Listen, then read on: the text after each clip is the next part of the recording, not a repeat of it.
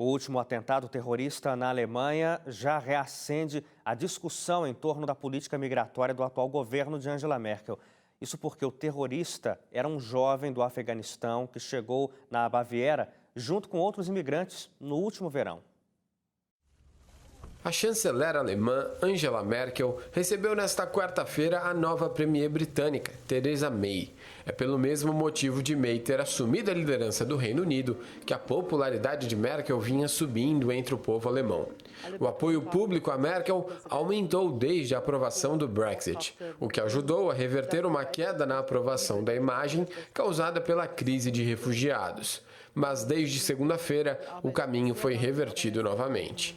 Foi o dia em que um jovem afegão atacou passageiros com um machado em um trem na Baviera antes de ser morto por policiais. Ele feriu gravemente 4 moradores de Hong Kong que permanecem internados e machucou uma moradora local.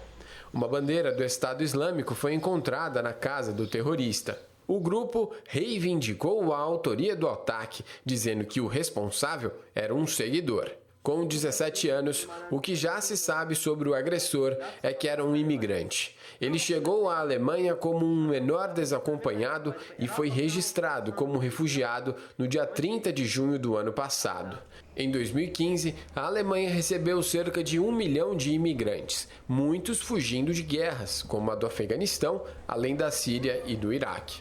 E com a participação de um desses imigrantes no ataque, já foram despertados mais questionamentos sobre a política de portas abertas a refugiados do país. Um líder do Partido Alternativa para a Alemanha, que é contrário à atual política de imigração, disse que Merkel e seus apoiadores têm culpa pela situação de segurança, porque o que chamam de políticas acolhedoras trouxeram muitos homens muçulmanos jovens, incultos e radicais para a Alemanha, na análise desse grupo.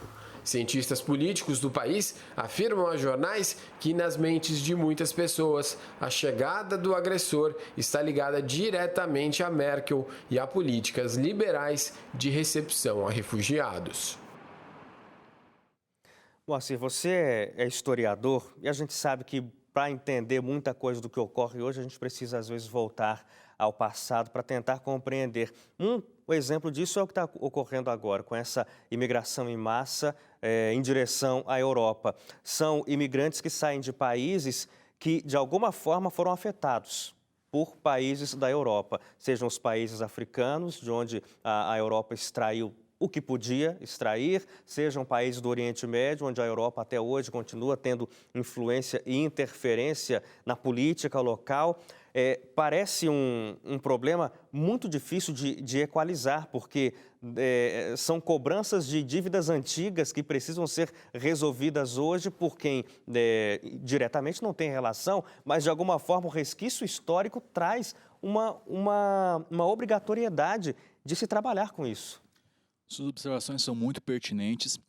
De fato, há um benefício indireto às populações europeias do presente em relação às riquezas e às vantagens que as nações europeias no passado e até mesmo no presente extraíram, auferiram nas suas relações de dominação, de controle, de influência sobre o continente africano, sobre as nações do Oriente Médio e sobre a Ásia. E é importante lembrar também que, no passado, populações europeias imigraram em massa, especialmente para as Américas, em busca de oportunidades que não encontravam nos seus países de origem. É provável que, por motivos distintos, isso está registrado, a existência de conflitos entre os imigrantes europeus que aqui vieram para o Brasil, para os Estados Unidos, para a Argentina, com a população local. E hoje nós vemos isso se repetindo, mas com muito mais reconhecimento, dado o potencial da comunicação. Então, um evento como uma agressão lamentável como essa ganha uma repercussão muito maior. Porém, as agressões realizadas no passado e mesmo no presente pelas potências europeias em relação às populações do Oriente ou da África não ganham a mesma repercussão. Ao contrário, é claro que não se trata de justificar e de aceitar esse tipo de violência, mas entender que a maior parte dos imigrantes buscam, na verdade, uma nova condição de vida, buscam fugir da violência e, infelizmente, boa parte uma parte desses jovens, ainda que pequena, não se sente acolhida, não se sente respeitada e fica suscetível a esse discurso radical do Estado Islâmico. Discurso radical esse que também está do outro lado do oceano. Não está só na Europa, onde nós temos os jovens que aderem ao Estado Islâmico, nós temos aqueles que não querem aceitar a complexidade desse fato e usam isso para vantagem política, que são os radicais, né, os movimentos neonazistas e outros de extrema-direita. Mas há também nos Estados Unidos, já que nós citamos aqui o Trump, a mesma situação, ou seja, uma população de classe média empobrecida, por conta de políticas que o Estado promoveu que geraram concentração de renda nos Estados Unidos e que acreditam que os imigrantes ou que uma política anti-imigrante vai ser a solução, e o Trump representa isso, ou seja, ele dá a voz aos insatisfeitos, mas apresentando as soluções inadequadas para um problema que foi causado pelas políticas que beneficiaram o próprio Trump, o que é o grande paradoxo dessa situação. É verdade. Tem questões também envolvidas nessa relação toda que são bastante econômicas.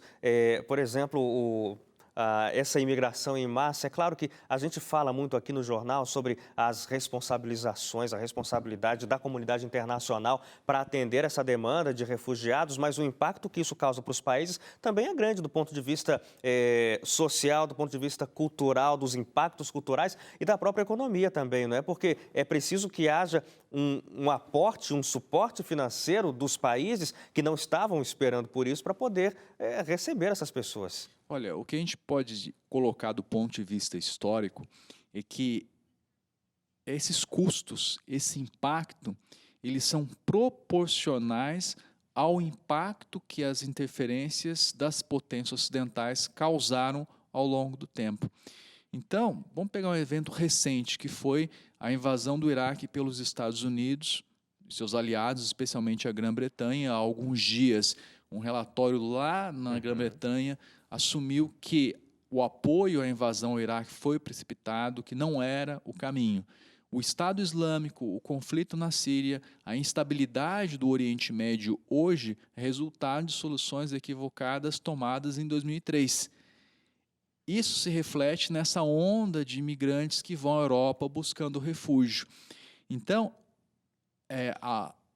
cada vez que a comunidade internacional não consegue ter competência para resolver de modo equilibrado e preferencialmente de modo pacífico os conflitos, os desdobramentos futuros são muito caros, do ponto de vista econômico, mas principalmente humano. E até mais drásticos às vezes.